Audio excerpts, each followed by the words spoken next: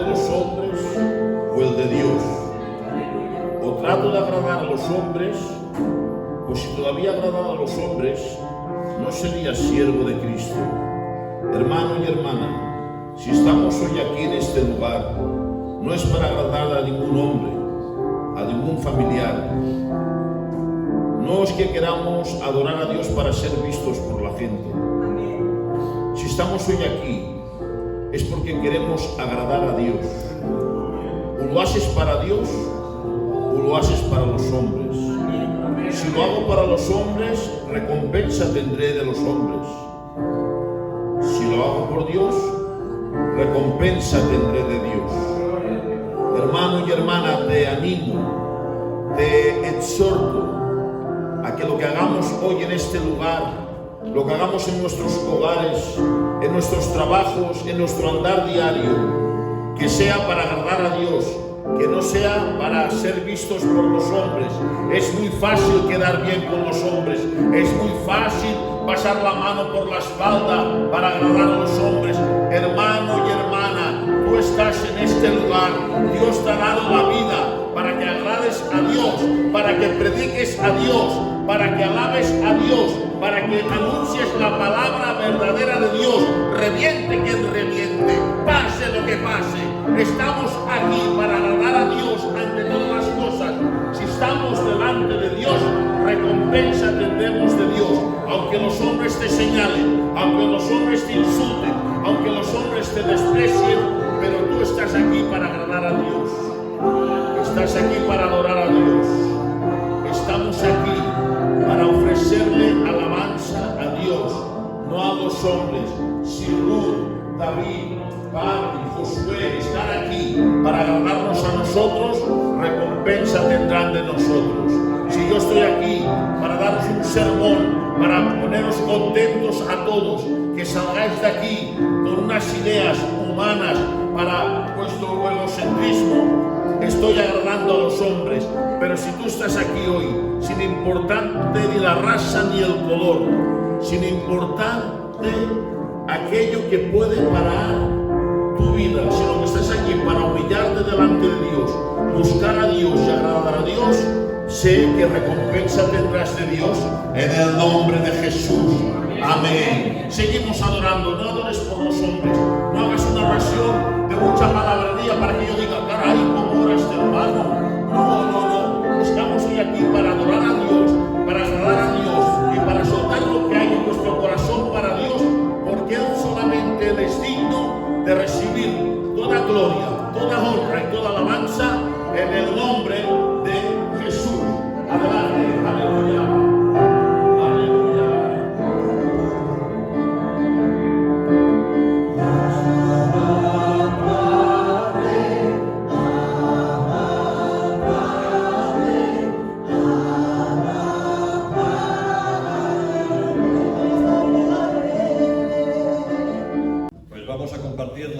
La palabra del Señor, y vamos a ver en esta mañana lo importante que es para la buena marcha de la Iglesia y de la obra del Señor que haya personas que sean de ánimo para los demás. Amén. Personas que sepan animar, que sepan levantar a los que están caídos, a los que están desanimados, a los que necesitan que alguien les dé la mano, un abrazo o lo que sea, ¿verdad? ¿Cuán importante es eso? Y para eso nos vamos a centrar en esta mañana en la figura de Bernabé. La primera referencia que encontramos en la Biblia sobre Bernabé está en Hechos 4:36. Dice la palabra: entonces José, a quien los apóstoles pusieron por sobrenombre Bernabé, que traducido es hijo de consolación, levita, natural de Chipre, como tenía una heredad, la vendió y trajo el precio y lo puso a los pies de los apóstoles. Esta es la primera la primera referencia que tenemos de él, que es precisamente muy buena, ¿no? Bernabé no era su nombre, era un apodo. Él se llamaba José. Pero debía ser un hombre realmente excepcional y especial para que los apóstoles le pusieran este apodo. Le pusieron hijo de consumación. Fijaos lo grande que es, ¿no? Era un hombre seguro, extremadamente generoso, por lo que acabamos de leer, ¿verdad? Porque él vendió una propiedad que tenía y dio enteramente del precio que obtuvo para la iglesia, para el reino de Dios, para la obra del Señor. Bernabé tenía una gracia especial para animar a los demás. Además de que era generoso, pues él animaba a los otros. Era algo natural en él, era un don que tenía, ¿no? Siempre ayudaba a los que empezaban en el camino de la fe, a los que estaban en dificultades. Él dio no solamente su dinero, sino dio para la obra del Señor, de su tiempo, de su trabajo, de su hospitalidad y de sus palabras de ánimo. Y todo esto no lo hizo Bernabé para obtener reconocimiento, para ser importante, sino para el Señor. Lo hizo para la obra de Dios, lo hizo porque amaba al Señor, porque amaba a la iglesia y quería que el reino de Dios avanzara. Vemos un poco más adelante en Hechos, capítulo 9, versículo 26, que cuando Saulo de Tarso se convirtió, todos le tenían miedo a Saulo, porque era famoso, ya sabéis, porque perseguía a los cristianos, y fue yendo a Damasco para meter presos a muchos de ellos, que el Señor llamó a Pablo, ¿no? Y sabéis que Pablo se convirtió. Pero los cristianos le tenían miedo, ¿verdad? Y fue precisamente Bernabé el que ayudó a Pablo en esta situación y el que explicó pues que lo que le había ocurrido camino de Damasco, cómo se había convertido y cómo después pues había hablado pues con todo denuedo del Señor Jesús. Y dice en Hechos 9:26, cuando llegó a Jerusalén, cuando llegó Pablo, estamos hablando de Pablo, trataba de juntarse con los discípulos, pero todos le tenían miedo, no creyendo que fuese discípulo. Entonces Bernabé, tomándole, le trajo a los apóstoles y les contó cómo Saulo había visto en el camino al Señor, el cual le había hablado, y cómo en Damasco había hablado valerosamente en el nombre de Jesús. O sea que vemos como Bernabé intercedió por Saulo para que fuera aceptado, porque todos huían de él. Aunque habían escuchado que se había convertido, pero no se acababan de fiar. Pero ahí intervino Esteban y les convenció de que realmente Saulo de Tarso se había convertido al Señor, era una nueva criatura, era una persona nueva y ya no tenían que tenerle miedo porque era del Señor, se había convertido al Señor. Bernabé era un discípulo muy bien considerado por los apóstoles. Cuando supieron los apóstoles que en la iglesia de Antioquía pues había un gran avivamiento y se convertían muchas personas al Señor, pues le enviaron precisamente a Esteban a Antioquía. Hechos 11:19 dice: ahora bien, los que habían sido esparcidos a causa de la persecución que hubo con motivo de Esteban, pasaron hasta Fenicia, Chipre y Antioquía, no hablando a nadie de la palabra, sino solo a los judíos.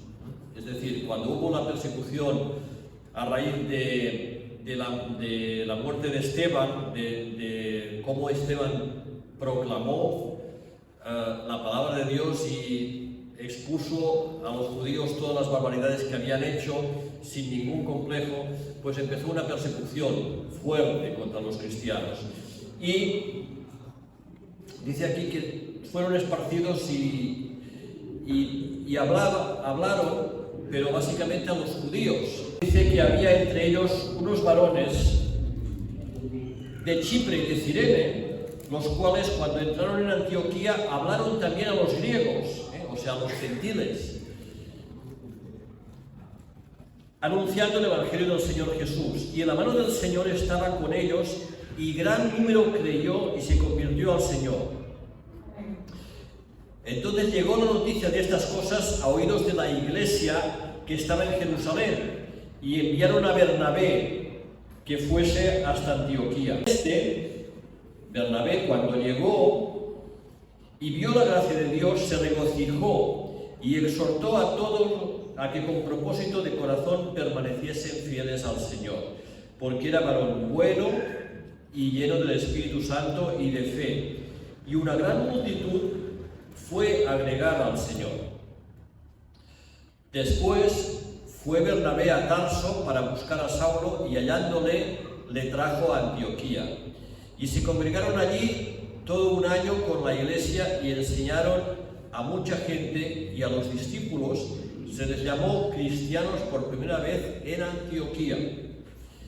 ¿Vale? O sea que vemos que era un hombre valeroso, un hombre útil a la obra del Señor, un hombre muy bien considerado por el grupo de los apóstoles que estaban en Jerusalén, y que por eso lo enviaron a Antioquía, para que ayudara a que el crecimiento de la obra del Señor allí fuese ordenado, fuese firme, fuese fuerte, y que allí se edificara una iglesia poderosa, como así fue, gracias, entre otros muchos, a Esteban.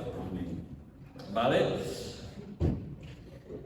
Los recién convertidos de Antioquía necesitaban un hombre como Esteban, un modelo a seguir, una orientación, alguien como él, para fundamentarse en la fe y en la doctrina. ¿Qué mejor testimonio que el de este hombre para estos nuevos convertidos al Señor, ¿verdad? Un hombre de este ejemplo, de este testimonio, sin duda la mejor influencia para un nuevo convertido, ¿verdad? Así que fue un hombre tremendamente usado por Dios en Antioquía para levantar esa iglesia poderosamente, ¿no? Así que era un hombre útil en el reino, muy útil. Pero dice aquí la palabra que hemos leído que necesitó ayuda Bernabé, no lo podía hacer solo. Entonces fue a Tarso a buscar a Pablo, que Pablo, después de pasar por Jerusalén, se fue a Tarso, que es donde había nacido, ¿verdad?, su ciudad natal, y fue ahí a buscarlo Bernabé. Y Pablo inició un ministerio que iba a ser trascendental para la historia del Evangelio, ¿verdad? El gran apóstol Pablo fue instruido por Bernabé, porque Pablo conocía mucho de la ley judía, etc., pero necesitaba mucho que aprender sobre la obra de Cristo, ¿verdad?, sobre el Señor Jesús, y Bernabé le ayudó en esto. O sea que seguramente si Pablo llegó a ser lo que fue gracias a Bernabé, que le ayudó, aunque también Pablo ayudó a Bernabé en la obra, ¿verdad? O sea que realmente este hombre Bernabé era un hombre dirigido por Dios, usado por Dios, con mucho poder y con mucha unción, ¿verdad? Curiosamente, Bernabé no escribió ningún libro del Nuevo Testamento, a pesar de lo importante que fue Bernabé, no escribió ningún libro, pero sí que entrenó y alentó a Pablo, que fue el hombre que escribió más de la mitad de los libros del Nuevo Testamento. Y tampoco escribió ningún evangelio, como lo hicieron Mateo, Lucas y Juan, pero sí que se encargó de discipular a Juan Marcos, que escribió el Evangelio de Marcos. Amén. Y que fue el primer evangelio, y que fue la base para que los otros evangelistas escribieran el suyo. O sea que fue muy importante este Juan Marcos. Fue muy importante, aunque no se habla mucho de él, pero sí, fue muy importante. Escribió el Evangelio de Marcos y fue muy útil, también fue útil a Pablo, ¿verdad? Así que por Bernabé pasaron todos estos hombres, y fueron instruidos por él, alentados por él, animados por él. Así que Bernabé realmente es un ejemplo tremendo para nosotros, para nuestra vida, para que podamos tomar ejemplo de él, ¿no? Luego, más adelante, en el capítulo 13 de Hechos, vemos que Bernabé y Pablo fueron comisionados por el Espíritu Santo para la obra misionera, en Hechos 13. Y al principio, no lo vamos a leer, pero podemos ver que Bernabé era el líder, ¿no? Primero citan a Bernabé y luego a Pablo. Bernabé y Saulo de Tarso, que era Pablo ya, ¿no? Convertido al Señor. Así que primero Bernabé era el líder, pero luego vemos que pasa a ser Pablo el líder, el que lleva la voz cantante. O sea que gracias a Bernabé, luego Pablo fue lo que fue, pero primero era Bernabé, luego ya vemos que es Pablo y Bernabé, no Bernabé y Pablo. Esto lo vemos en el propio capítulo 13, lo podéis ver vosotros mismos. Si leéis el capítulo os daréis cuenta de que al principio del capítulo era Bernabé y Pablo, y luego pasa a ser Pablo y Bernabé. Y Bernabé queda en un segundo lugar, en un segundo plano.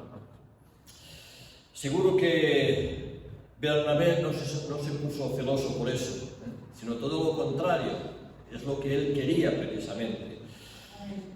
Porque él tenía clara la obra del Señor, tenía clara su misión. Su misión no era ser un grande en la obra del Señor, sino ser útil al Señor. Eso era lo que quería, instruir a los demás, animar a los demás. Así que su actitud fue la de Juan el Bautista, que dijo a Jesús: es necesario que él crezca y que yo mengüe. Pues lo mismo era con Bernabé. Era un hombre así, que quería que los demás brillaran y él serles de ayuda, pero no brillar él, sino que brillaran los demás. No buscó nunca la fama ni la notoriedad.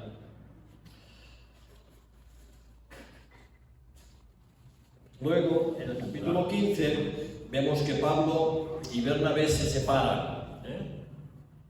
Bernabé quería llevar consigo a Juan Marcos en el segundo viaje misionero que iban a hacer, pero Pablo no quiso, porque Juan Marcos se había separado de ellos en el primer viaje, y entonces Pablo dijo: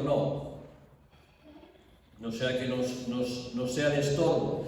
Pero Bernabé no estaba de acuerdo, y dijo: Bernabé tenía un corazón de ayudar, de levantar. Entonces Bernabé dijo: no, yo quiero que vaya con nosotros. Entonces hubo tal desacuerdo entre ellos, como sabéis, que se separaron. Y Bernabé cogió a Juan Marcos y se fueron a Chipre a predicar el Evangelio, mientras que Pablo tomó a Silas y fueron a confirmar las iglesias que habían fundado en el primer viaje misionero, ¿verdad?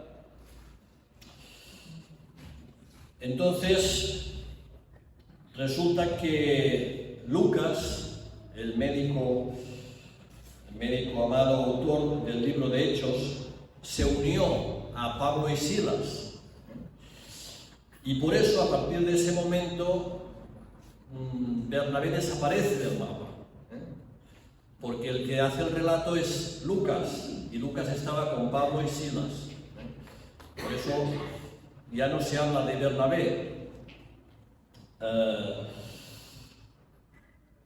Por tanto, esa decisión de quedarse y ayudar a Juan Marcos y levantarlo, le costó a Bernabé, pues, quedar fuera de Hechos a partir de ese momento.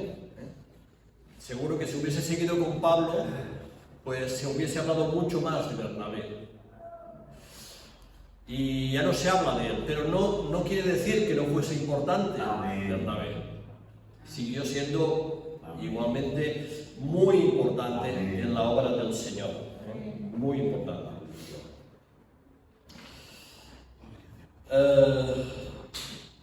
Él prefirió quedarse en segundo plano, era un ayudador, era un animador. Prefirió quedarse ayudando a Juan Marcos, y aunque Juan Marcos les había fallado, a él y a Pablo, él prefirió quedarse con Juan Marcos.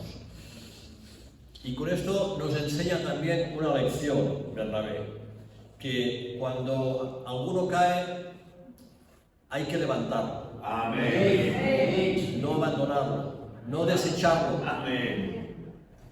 Pablo era más duro en eso, pero él tenía un corazón de ayudar, de levantar al que había fallado. Y aunque como digo, a partir de ese momento Bernabé pierde protagonismo en la palabra del Señor, pues seguro que siguió haciendo una obra muy importante, pues el propio Pablo, tiempo después, pide que le envíen a Juan Marcos porque él es útil para el ministerio. Por tanto, quiere decir que junto a Bernabé, Juan Marcos creció mucho como obrero del Señor. Fue muy útil, y además sabemos que después escribió el Evangelio de Marcos. Por tanto, imaginaos si llegó a ser importante Juan Marcos, gracias seguramente a Bernabé. Porque si no, pues no sabemos lo que hubiese sido de Juan Marcos, no lo sabemos, solo Dios lo sabe, pero lo que sí sabemos es que Bernabé lo ayudó, lo animó, lo levantó y contribuyó junto con el Señor y el Espíritu Santo, lógicamente, para que pues Juan Marcos llegase a ser quien fue, y hacer la obra que hizo Juan Marcos, que es muy importante, no solamente por el Evangelio que escribió, que fue el primero, como he dicho, sino también por otras muchas cosas. Así que voy a ser muy cortito, pero porque no tengo más, pero es aprovechar la enseñanza que nos da Bernabé con su vida, ¿no? Amén. El ejemplo que nos da. Amén. Como hijo de consolación. Amén. Para consolar a los que necesitan consolación. Amén. Que muchas veces necesitamos esa consolación. Y es tan importante que haya personas que sepan consolar, alentar, animar, levantar. Es un modelo, Bernabé, de cristiano desprendido y generoso, como hemos visto. Vendió una propiedad que tenía y entregó todo a los apóstoles para la obra del Señor, para que no faltase nada. Ya sabéis que en aquel tiempo dice la palabra que no había necesidad en la iglesia del Señor, no había ningún necesitado, porque muchos que tenían propiedades y bienes los vendían y traían a la casa de Dios pues lo que habían obtenido de la venta, y así había prosperidad, y dice que no había ningún necesitado, no había ningún necesitado. Ninguno consideraba como suyo propio nada de lo que tenía. Lo vivían en comunidad, lo tenían todo en común. Fijaos lo precioso, lo maravilloso que era esto, ¿no? Y lo preciosa que era la primera iglesia del Señor. No había necesitados, porque había gente como Bernabé que lo daban todo, todo lo que tenían, era para la obra de Dios. También sabemos de algunos que no lo hicieron correctamente y vendieron, pero dieron una parte simulando que daban todo, como Ananías y Zafira, que Dios los castigó por ese fallo, ¿no? Por querer engañar, dice al Espíritu Santo, con esta treta, ¿no? Pero mayormente había muchos que vendían todo lo que tenían y lo daban, y Bernabé fue uno de ellos. Fue uno de ellos. Sí que es un ejemplo de cristiano generoso, un modelo en el servicio a favor de los demás, nunca deseando ser el primero, sino quedándose en segundo plano, ayudando para que los otros subieran, pero él quedándose siempre en un segundo lugar. Un ejemplo, menguando para que otros avancen, aceptando y levantando al que ha fracasado, como lo hizo con Juan Marcos. Su ministerio era de animar a los otros. No tenía ambiciones personales, no quería nada para sí. Prefirió levantar a Juan Marcos que estar al lado del gran apóstol Pablo.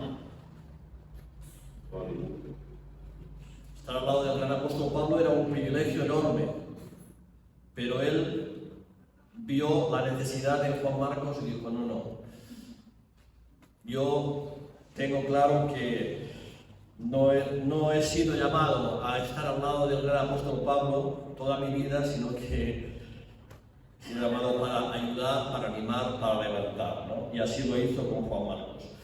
Un ejemplo de sencillez, un ejemplo de humildad, de una vida dedicada a consolar y levantar a los demás. Amén. Bueno, espero que os haya hecho bien, Amén. que os sirva de ánimo, de consuelo y de enseñanza para vuestras vidas. Amén.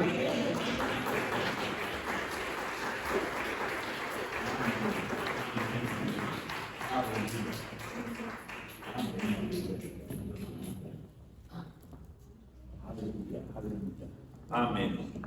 Amén. Aleluya.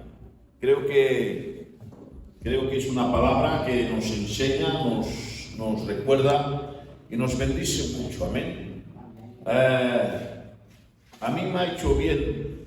Yo he meditado en este mensaje y siempre miramos mucho lo que hizo Bernabé con Pablo, pero nos olvidamos de Juan Marcos, ¿no? Y como ha dicho muy bien su siervo, lo ayudó tanto que en 3 lugares de la palabra del Señor, luego, como ha dicho muy bien él, el apóstol Pablo tiene que decir, traerme a Juan Marcos porque me es útil. Mirar a Juan Marcos que está entre mis colaboradores, y luego en otro lugar de la palabra dice, si viene Juan Marcos a vosotros, recibirle. Eso quiere decir que lo que ha dicho muy bien nuestro hermano Josep, que Pablo luego avala, afirma y defiende el ministerio de Marcos cuando Pablo fue el que rechazó a Marcos. ¿Qué quiere decir? ¿Qué trabajo no hizo Bernabé con Marcos que luego mismo Pablo tuvo que reconocer?